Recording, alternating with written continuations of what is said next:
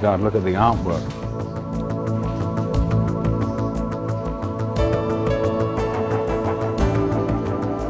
Imperial Hotel. Oh, this is some Anthony Burgess again.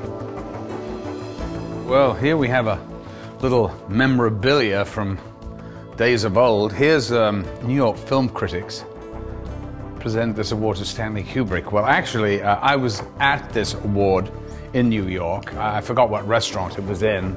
I went there with Anthony Burgess, the author of the novel A Clockwork Orange, and an extraordinary man he was. I spent a week with him in New York doing all the press and going to the David Frost show and that show and whatever. And we did it together, but I actually was pretty silent and just watched this man and listened to him because he was one of the great raconteurs I'd ever heard. He got up at the New York's film critics before them all to accept, as he said, "I've been sent here by Stanley Kubrick to pick up this award." Here's a letter from Ted Ashley, who ran Warner Brothers in 1971. Oh, I remember all the top brass of Warner Brothers coming supposedly to the set, and I remember driving back with Stanley from the location in the evening after a long slog, and we drove into the gates of his compound, his house, and there were 3 Rolls Royces parked there with chauffeurs, and he goes, "Oh God, I forgot. I got the guys from Warner Brothers here. Shit." So we got out of the car, walked in, and this John Calley, Ted Ashley, and I think Frank Wells were sitting there waiting for him, obviously for hours. And Stanley came and he went, "Hi guys, this is you know, Malcolm McDowell. He's the star of the movie. Look, we got to go look at dailies. Why don't you guys order some Chinese takeaway? And by the time we get our dailies, you can't come in and see them, by the way. Then we can all have a little dinner." And so, I mean, Chinese takeaway, this is in Borehamwood Wood. It was dog food. You wouldn't even give it to a dog. And they're the head brass of Warner Brothers eating this crap. And Stanley was literally just trying to get rid of them. So this is a letter from Ted saying how much he enjoyed the visit. Yeah, I don't think. Here's a certificate for an Oscar nomination. Amazingly, Stanley Kubrick, one of the most iconic directors of all time, never won. Neither did Alfred Hitchcock. Strange. Of course, he wasn't a Hollywood insider. And even though they, of course, would say, that doesn't matter, we're completely impartial. Nuts, is what I say. Kubrick should have won a clutch of Oscars. 2001 is a masterpiece. Dr. Strangelove is a masterpiece. Clockwork Orange, I needn't say because I don't want to be unbiased, but he made some of the great movies of his era. He was a brilliant, brilliant director because he took on every genre and made the best movie in that genre.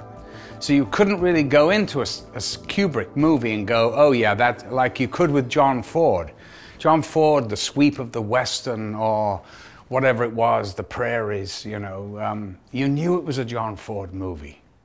But with Stanley, I mean, from Paths of Glory to Lolita, I mean, what an incredible difference in style and everything else. And then to Barry Lyndon, The Shining. I mean, it's an amazing oeuvre, as they say.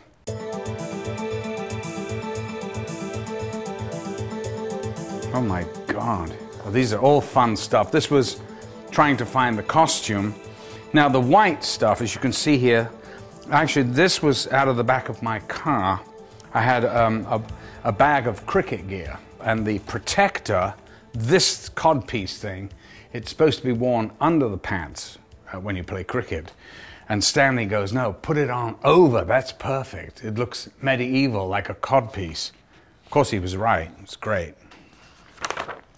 Let's see. Oh, that's funny. Well, then Stanley must have been thinking of changing the title. How nuts is that now? to the Ludovico treatment.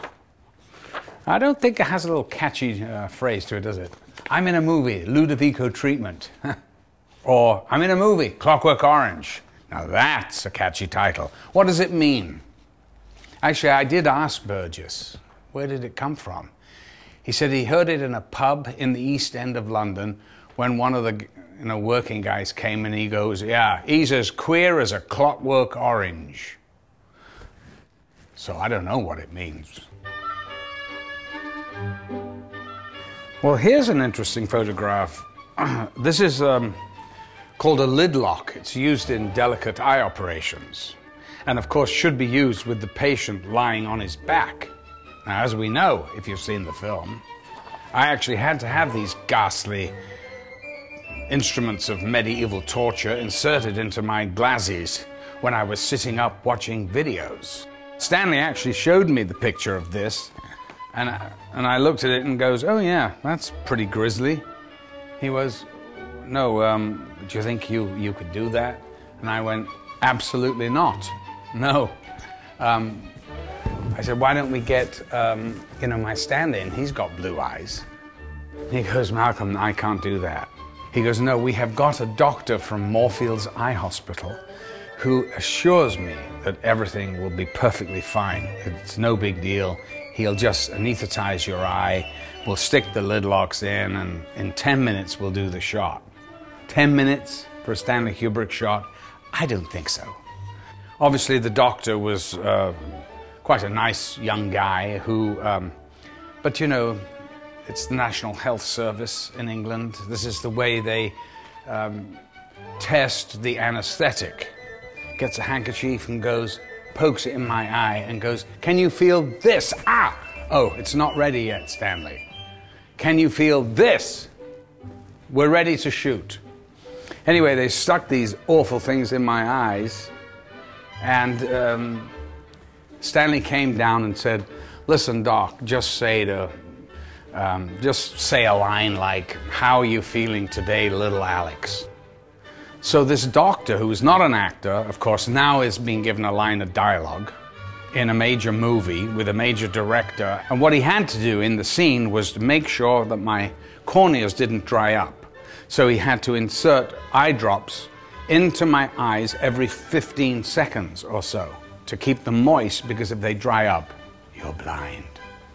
So of course I'm counting, off on my hands the seconds, because I don't believe that this guy, because he's so into the part with his damn line, and he keeps saying to me, what's your name again? I'm going, little Alex. Listen, Doc, don't worry about the line, just say anything, it doesn't matter. Anyway, he was so freaked out by his line, and which freaked me out because I didn't want to go blind, and anyway, he managed to get the drops in. So everything was fine. We got the scene. It was harrowing, but quite extraordinary, and the whole thing. And on the way home, the anesthetic wore off. And I went over a pothole, I remember, in the car, and it felt like I'd had a razor blade sliced right down the whole of my body. Stop it, please, I beg you! And literally, I've never felt pain like it. It was so intense and so all-consuming that my doctor had to come over. He lived around the corner, thank God. He had to come over and give me a shot of morphine. In a roundabout way, I've been living off the sort of residuals of Clockwork Orange, metaphorically. It's an iconic film, and really, how many of those do you make in your career? If you get one, you're very lucky.